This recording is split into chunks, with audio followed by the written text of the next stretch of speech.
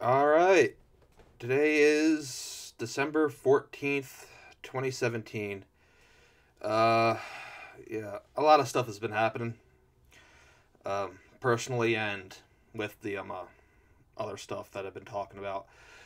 Net neutrality was just voted to repeal by a 3-2 vote by Ajit Pai and his cronies, but there is some good news. There Yeah, I know. Hard to believe, but there is some good news. Um Congress can still stop it. And we just need a simple majority in both the House and the Senate. And a bunch of senators have actually come out in support. I'm talking Republican senators because pretty much all Democrat senators are in favor of net neutrality. So there's a few Republican senators that um, uh, are on the side of net neutrality as well because it affects them too.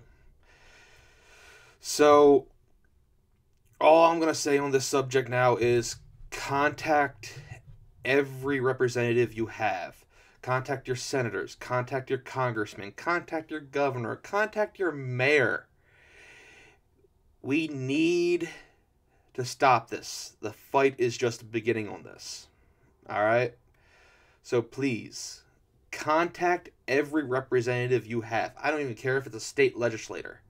Make sure that all of them know that you are in favor of protecting net neutrality, and that if they don't come out in support of it and do something about it, even though I know it's a federal level, it doesn't matter.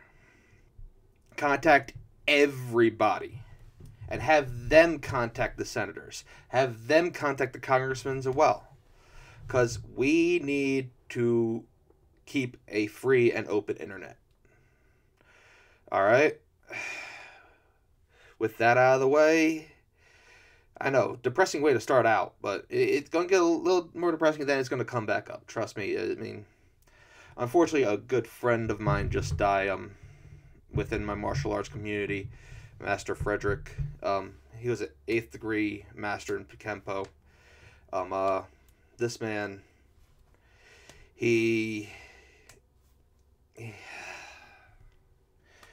he took in my martial arts group so we could train at his dojo on the off hours, of course, when he wasn't teaching class. In return, we cleaned up the dojo for him whenever we were there. We also put on seminars for him with the style that we did. For the longest time, I did this thing called modern agonistics. It's not an official style. We really don't even consider it a style. It's more of weapons experimentation. Fight with sticks, knives, of course, not sharpened. We're crazy. We're not stupid. Emphasis on the crazy part. We are really freaking crazy. Yeah, but yeah, we trained with pretty much all sorts of weapons. There was probably propylene swords that Cold Steel makes. Had a beautiful gladius that I love fighting with. We put on tournaments for his school. Yeah, he just died, Master Frederick. Yeah, he helped us out a lot in our time of need. So it was a big hit. I mean, I've been training in martial arts for. Sorry, I've had a few head injuries, so it takes me a minute because of the type of training that I've done. Since I was 20, so 9 going on 10 years. Started out with the weapons fighting modern agonistics. Moved on to a style called Murukwan Tungsudo, which is like a Korean style that originated in North Korea before this bullshit that's happening. Because, nothing's getting across the border unless you're that one soldier that actually ran across the border. Granted, he turned into Swiss cheese. Apparently, he's alive now with a lot of parasites and a lot of broken bones and, of course, bullet holes. But, damn, that was crazy. But, yeah, my style originally in North Korea, so it's more of a like a combative style, survival style, not like other styles that focus on playing patty cake. Even though I have nothing but respect for Taekwondo within Korea. I mean, wow, the things that they can do is absolutely amazing. But at the same time, there's also a lot of like crappy schools that focus on getting your money more than actually training you how to defend yourself and all that stuff. I mean, I don't got really much against support sparring, which is pretty much where you play patty cake with the other person. But you gotta know when to switch out to actually putting an elbow in someone's eye. It is just, my God. Point sparring is not going to protect you on the street unless your kick is so powerful that you can send them through a goddamn wall. And I'm talking a brick wall, not like one of those paper thin walls. That doesn't count. No. No. And of course, I don't think I know anybody that can send someone through a brick wall with a kick. Even though I think I may have came close kicking someone. No, that was just a cross room. But yeah, I mean, when it comes down to martial arts, you need to really pick the right school, and if it doesn't feel right, if you don't think you're getting anything out of it other than a belt, because in my school we call those kind of schools belt mills, where you just pay the money and they give you a belt essentially, and you do the very bare minimum requirements. There's no striving for perfection. There's no striving for there's no real hard work in it. I mean, well, there is hard work. Okay. There is hard work, but I don't know how to describe it. I mean, what is hard work and training the wrong way? I mean, it's hard to describe, really, because these belt mills just, oh, horrible. I mean, I used to work with one in their daycare center. I mean, they tried getting me to go to their style. I mean, I trained with them a few times, and I'm sorry, but no. I mean, when they're not even punching right, I mean, they're gonna end up hurting themselves in the street. They're not kicking correctly. I mean, you can see everything from a mile away, and I'm not trying to be prejudicial, but it's just goddamn, what the fuck? It's not right. It really is not right the way they train these kids, and they give them a false sense of security, because when an 8-year-old is a second-degree black belt, they think they can go up against a person my size, a fully grown adult, and beat the living shit out of them. No.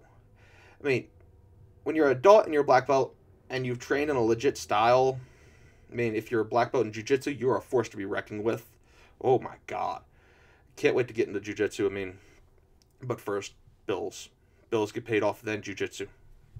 Well, bills paid off, then moved to Chicago, then jiu-jitsu. Gotta prioritize.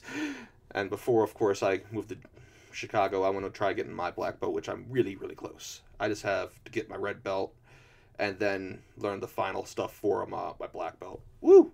Yeah! Can't wait for that. But yeah, I mean,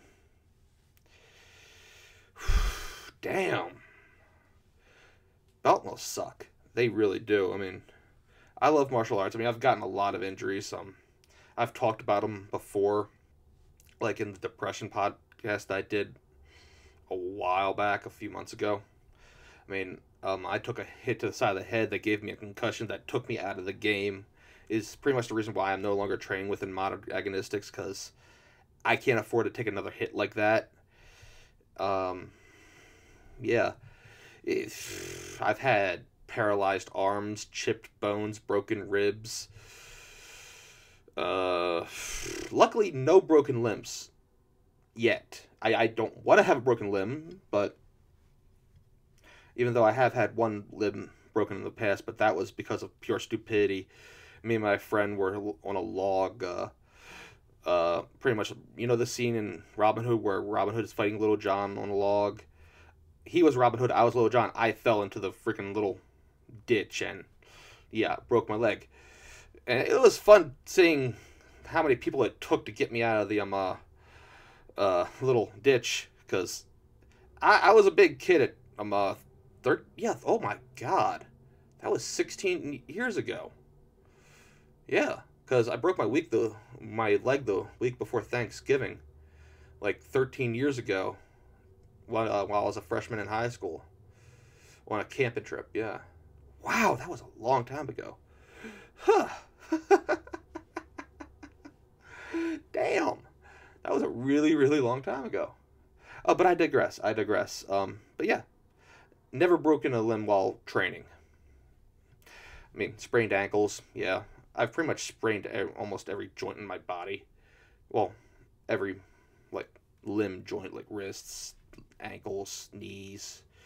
I think I hurt my hip once. I know I pulled a groin like 2 weeks ago. Oh my god, that hurt like hell. Whew, god damn, that hurt. I mean, when you can barely take a step. And here's the sad part. I think I sprained it at work. Not training. I'm not even sure what exactly happened, but it hurt like hell. I mean, I could barely get out of bed. It just sucks. Injuries suck.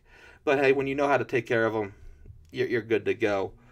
And training in martial arts is really, it changed my life. I mean, it changed my mindset on different things. Granted, some of the injuries set me back for a while, like the concussion, which we already went over. But it changed my outlook on things, on how I go about things, changed how I see the outside world, stuff like that. And yeah, I mean, I have a pretty much security and survival mindset now. It's like when I go into a room, I immediately look for all the exits. And it's, yeah, it's an interesting way of doing things. So it also has improved my health immensely. I mean, I am a whole lot more flexible than I once was. I mean, I've always been pretty flexible. I wrestled in high school for a little while, for like 2 years. Should have wrestled my senior year, but that's a whole another story, which I'm not going to get into right now. But this made me extraordinarily flexible. It's improved my cardio. Granted, it's gone down since I started living it with my grandparents again, who's a 2-pack-a-day smoker. Ugh, God. Oh, I can't wait to be able to breathe again. I really can't wait to be able to breathe again. But yeah, it's like, it's a true survival mindset, which I already had because, I mean, back when I was in Scouts, I was an official wilderness survival instructor. And that was, I loved it. I love wilderness survival and all that stuff, which I really think everybody should know a little bit. I mean, even if it's just how to make fire and purify water. You kind of need fire to purify water in a lot of cases. I mean, let's be real. The best way to purify water is to boil it for like 9-10 minutes and make sure it's like a rolling boil, not like a steam boil. So, and that is the best way to get rid of bacteria and stuff like that. I mean, there are a lot of filters on the market, but the only real true way to get rid of like bacteria is to kill it with fire. Yes, kill everything with fire. Ah, yes. Spider, kill it with fire. Actually, I like spiders. Unless it's like one that's about to kill me, like anything in Australia. Pretty much all the freaking spiders in Australia, they can kill you. I mean, even the freaking non-venomous one, there's like this giant orb weaver spider that's bigger than my goddamn torso. It's like, what the hell? It's like, it eats birds. It eats venomous snakes. Goddamn. It's huge. It's absolutely enormous. God, that's a huge spider. But yeah, I digress again. But I mean, I really started getting into it when I first saw Bear Grylls' original survival show. Because it's like that's where I really started like taking a big interest in like wilderness survival. I mean, seeing somebody parachute. I mean, the first episode, I remember it clear as day. He parachutes in to the Rocky Mountains, and pretty much goes with the stuff he has on his back. For a while, I never missed an episode until I saw Survivor Man with Les Stroud. Now he's the real deal. He is the absolute real deal. I mean, Bear Grylls, don't get me wrong, he's an expert. There's no denying that. He is an expert, but he has a camera crew with him, and if things get too rough, he can just go into a tent with his crew and just ride it out. I mean, he'll still make the shelters, he'll still like kind of hunt for food, but he has that backup. Les Stroud, on the other hand, goes in by himself. I mean, you know he's by himself because he's setting up his own camera equipment, and you see him setting up his own camera equipment. I mean, granted, he's a Bigfoot guy. I mean, I agree, Bigfoot probably existed a long time ago, but I'm not going to go out hunting for him. No. Yeah. So, yeah, Les Stroud is freaking awesome, but probably one of my favorite shows about survival was Dude, You're Screwed.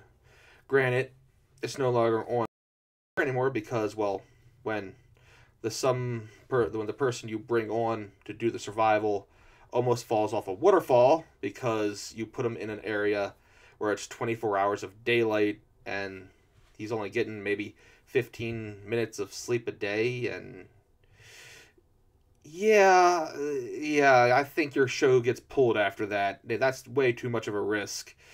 Death is a bit too much, even though they all sign waivers for that type of stuff. Whew, god damn. I would have loved to go on that show. Loved it. But, hey, what can you do? It hasn't been on for a while, a couple years. Since like 2014, I think. Maybe 2015. I can't remember exactly when it went off the air. But, absolutely amazing show. But, yeah, that was one of my all-time favorites, just because of the people that were on the show. But my favorite of all time would probably be the show called Dual Survival, where they have like a primitive guy and a military spec ops survival person. And oh my god, the banter between them. Granted, they have the same thing like Bear Grylls, but they do sleep in their shelters, and they make a point to do all that because they want it to be as real as possible. I mean, Cody Lundeen, oh my god, he I think he's a bit crazy for not wearing shoes all the time. But hey, I mean, to each their own. To each their own. I learned so much stuff from those survival shows that, I mean, I went out to test it out, and I tested out a lot of stuff when I was in Scouts. Granted, I haven't been able to test out as much stuff since I became an adult and had to start paying bills. Sucks becoming an adult. If you're a kid and you're listening to this, even though I doubt it, doubt anybody under the age of 25 is listening to this right now, but if you are, enjoy the time you don't have to pay bills. Just enjoy it. Yeah. So, like, yeah, survival has always played a big part of my life. I mean, it's probably one of my main philosophies on life. For me, survival is like overcoming yourself. Because the first rule in my book, and in most books, is mindset. I mean, if you think you're going to die, you're going to die. If you think you're going to live, you're less likely to die. So therefore, it's more like a conquering death type deal. Survival is all about conquering death. Accepting it if it comes, but fighting to the very end. And that's what people need to do in life. People need to fight to the very end. People just need to survive and work hard and not be afraid of taking chances and just going after it all the time. I mean, when you're in the middle of the woods with nothing but you, I mean, you don't even have a knife. You have to really work at it. I know the first one of after the mindset, one of the first tenet is just wait where you are, but sometimes you can't wait. I mean, sometimes it's like you're in a bad situation. It's like, where the nearest town is like a day away, and it would take them a day to get to you. And if you're in the winter, like it is right now in the States, and you're in, like, let's just say Colorado, you might be in some really deep shit, because surviving in the winter is fucking hard. I mean, done outings where I've made my own shelter and gone into the wilderness. I gone into the wilderness, made my own shelter, and it is rough, even if you're well supplied, because it's rough, because you can only wear so much. I mean, it's just like when you have like 10 layers of clothes on, it becomes hard to move, and the cold can still get to you. I mean, I once wore like thermals, jeans, something over my jeans, of course t-shirt, sweatshirt, well, actually hoodie, then my coat, a baklava, a beanie on top of my head, and a scarf, and of course some winterized gloves. And I was still cold because it was -9 and wind chill. Grant, I was in Flagstaff at the time, and it's like, this wasn't during a trip that I took. I mean, this wasn't the winter trip that I took, but still, I had all that on. It was -9 with wind chill. I don't even want to know how cold it was. And I had to walk to my exam, and just, oh my god, it was cold. I mean, by the time I was able to even get on a bus, I had to walk halfway to my class before I could even get on a bus because of how the streets were. And in Flagstaff, they were actually really good at clearing the roads, but this was one hell of a blizzard that we got. I mean, we got like 4 feet of snow. It stayed below 0 for like 2 weeks straight. I mean, after my exams, it's like it continued to snow, and I was stuck in my dorm for like a week by myself. Not fun. Not fun. When you can't get out to really get food, and you watch the same show over and over again, you tend to go a little cabin fever, you know. It crazy. Woo! Goddamn. That was ouch. That sucks. Sucks so much. And just God. But so much. I don't know why I'm saying it's fun, but honestly, for me, it is fun. It's like facing off because you know the elements are always going to win. It's fun for me. It's like, oh, I need to go camping. I need to go camping again. Oh, shit. Yeah. Oh, god damn. I miss camping so much. I haven't went in a good, like, I would say year and a half. Because last time I went was, like, April 2016. Or was it March or April of 2016? That was the last time I went camping. And that was in, shit, was it Prescott, Arizona? No, not Prescott. Not Prescott. Oh, God, I can't remember the name of it. It was, like, in between, like, Flagstaff and Phoenix. We weren't into the Valley of Death, which I call Phoenix. I mean, Phoenix and Tucson. No, I do not do 110 degrees. No, I am fat. Fat people don't really like the heat. I like the cold. And I don't speak for all fat people. I speak for myself. And 100, I don't know how people can live in that valley of pure, unadulterated heat, death. I mean, you can't even go outside during the day. I mean, it is essentially a state law that you have to have an air conditioner in, well, no, city law. I don't know, but I know there's a law in the books where you have to have, like, an air conditioner in every house, because you wouldn't be able to survive without it. Nobody goes out during the day, really. You have to go out at night, and no, on every account, no. But we were right in between. We're at like 3,000 feet elevation, so we weren't getting the heat. I mean, it was a nice breezy, like 70, 80 degrees. We were in the we were in like the Tonto National Park. Yeah, I think it was the Tonto National Park that we were at. We camped for like 3 days, me and my forestry friends. Oh, so much fun. Got so much sleep during that time. I sleep so much better outdoors. Oh well. Oh, all right. Well, that's about all about the time I have for today. Remember, we have the end of month podcast coming up, either on the 31st or the 1st. Depends on how my work schedule is. Well, you know what? I'll even do it on my works. You know, the day of the work. I'll either do it before I go to work or after I get home. So, if you want to ask me a question, ask me anything. I don't really care, because I will answer it. If I don't know it, I'll tell you I don't know.